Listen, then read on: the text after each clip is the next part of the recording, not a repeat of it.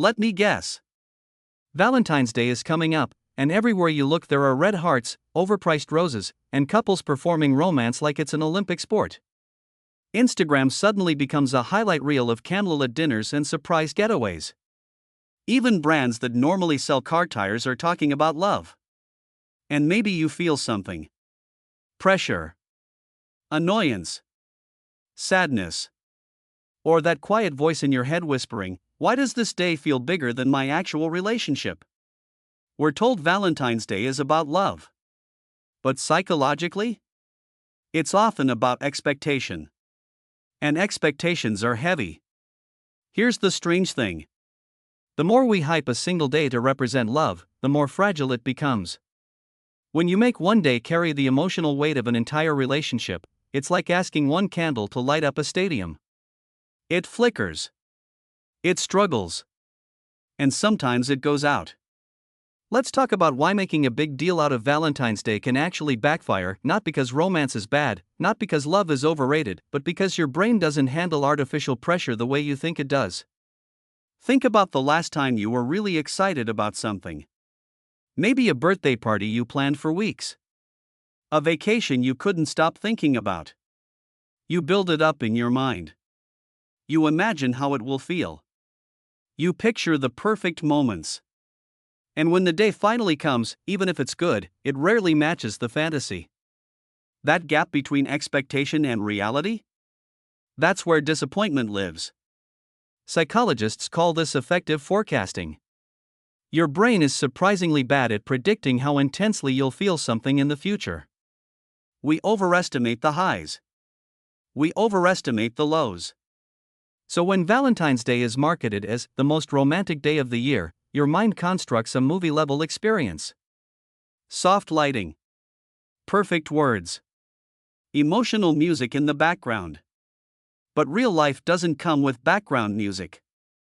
So when dinner is slightly awkward, or the gift feels ordinary, or your partner forgets to post that Instagram tribute, it feels bigger than it should.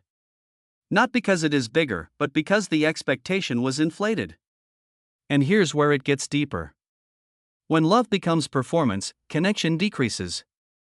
There's research in relationship psychology showing that intrinsic expressions of love, the small, spontaneous, everyday gestures, predict long-term satisfaction far more than grand, performative gestures. A random drive-safe text. Making coffee for someone without being asked. Sitting quietly together after a long day. These build attachment security. These create emotional safety. But when a date like Valentine's Day arrives, people often switch from intrinsic motivation to extrinsic motivation. Instead of "I want to show love," it becomes "I have to prove love." And your brain reacts differently to those two mindsets. Intrinsic motivation activates warmth and closeness. Extrinsic pressure activates stress. That's why arguments spike around Valentine's Day. It's not because people care too much. It's because they feel evaluated. You start measuring things. Did they spend enough?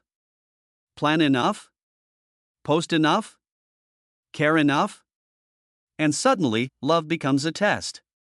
There's also something else happening beneath the surface: social comparison. Your brain is wired to scan the tribe. Thousands of years ago, that kept you safe.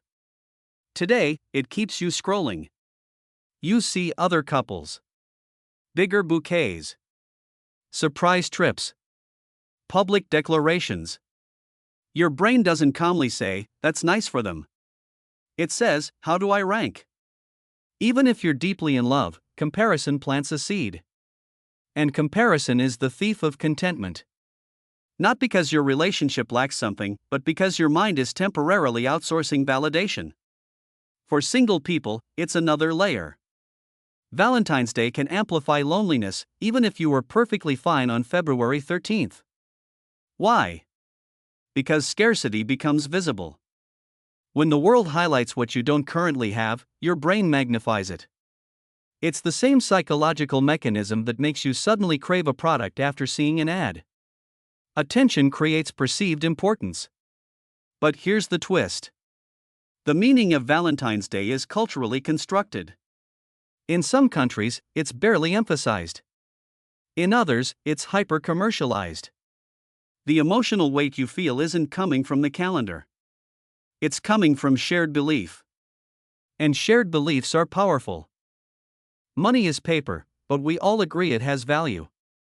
Valentine's Day is just a date, but we all agree it's supposed to mean something.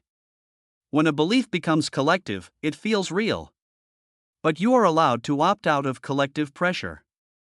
Making a big deal out of Valentine's Day can also create what psychologists call emotional displacement. Instead of consistently nurturing connection throughout the year, couples sometimes compress emotional effort into one day. It's like cramming for a relationship exam. Imagine ignoring the gym for 364 days and then doing one intense workout. You wouldn't call that fitness. Yet sometimes we treat romance that way. And let's talk about love languages for a second.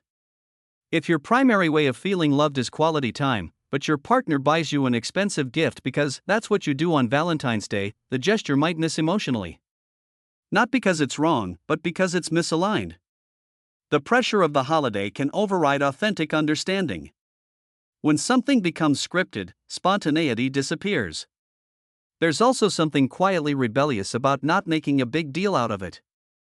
It signals emotional security.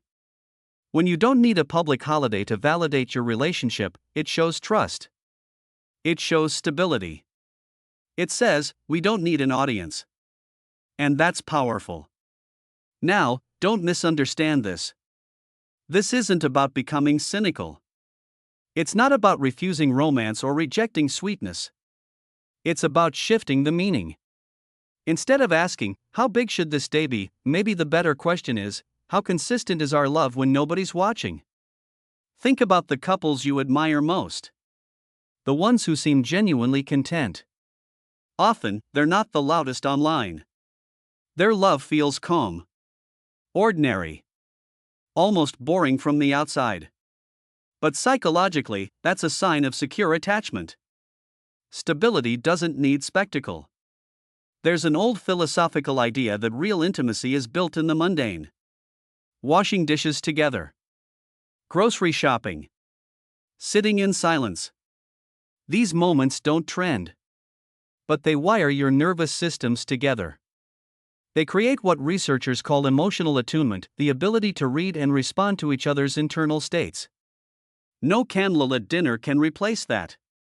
When you reduce Valentine's Day from a grand evaluation to a gentle acknowledgement, something interesting happens. The pressure drops. And when pressure drops, authenticity rises. You might actually enjoy it more. Because now it's not about proving anything. It's not about meeting invisible standards. It's just another opportunity, not the only opportunity, to express affection. And if you're single? Not making a big deal out of it can be liberating. It shifts the focus from deficiency to self-relationship. How do you treat yourself when society isn't applauding? Do you celebrate your own growth? Your friendships? Your resilience? Love isn't a limited resource reserved for couples on one specific day. There's also a subtle psychological trap in idealizing romance too heavily. When we inflate the symbolic importance of one day, we risk romanticizing love itself into something unsustainable. Real love includes boredom, miscommunication, laundry. It includes moments that are profoundly uncinematic. And that's not a flaw. That's humanity. If anything, not making a big deal out of Valentine's Day can be a quiet vote for realistic love. Love that breathes. Love that doesn't perform. Love that shows up in sweatpants, not just candlelight. Ask yourself this. If Valentine's Day didn't exist, how would you know you were loved? What evidence would you look for? What daily behaviors would matter? That question reveals more about your relationship than any bouquet ever could. And here's the empowering part. You get to decide what the day means. You can celebrate it lightly. You can ignore it. You can reinterpret it. You can turn it into a day of gratitude for friends, family, yourself. Psychological freedom begins when you realize meaning isn't imposed, it's chosen. Your brain craves significance. It wants milestones. But sustainable happiness doesn't come from intensity spikes. It comes from emotional baseline stability. From feeling safe, seen, understood. So maybe the real flex this Valentine's Day isn't a dramatic gesture. Maybe it's calm love. Maybe it's texting, "I appreciate you," on a random Tuesday in March. Maybe it's realizing that your relationship doesn't need a global holiday to validate its depth. And maybe, just maybe, the healthiest love is the one that doesn't panic when the calendar flips to February 14th. If this made you rethink the way you see Valentine's Day, I'd love to hear your perspective. Do you feel pressure around it? Or have you already detached from the hype? Share your experience. And if you're curious about how culture shapes your emotions in ways you don't even notice, stick around. Because once you start seeing the psychology behind everyday rituals, you never look at them the same way again. And that awareness? That's real intimacy with others and with yourself.